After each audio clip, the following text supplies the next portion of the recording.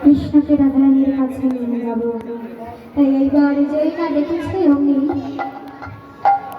চতুরিনী সহচরি যোগী কহত মধু নামে নেই কনকবা মধু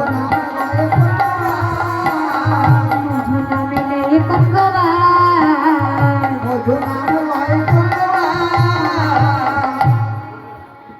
এবার তুই পিছন ফিরেছে বলছে কে হে এমন গোয়ার আরে বনের মধ্যে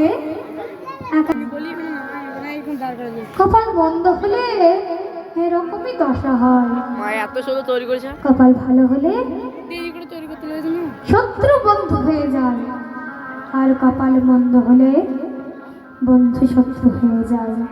তাই আমার কপাল এখন মন্দ, তাই যদি আমার সঙ্গে এভাবে কথা বলছে, তাই এবার কৃষ্ণ কেমন ভাবে পরিচয় দিচ্ছে।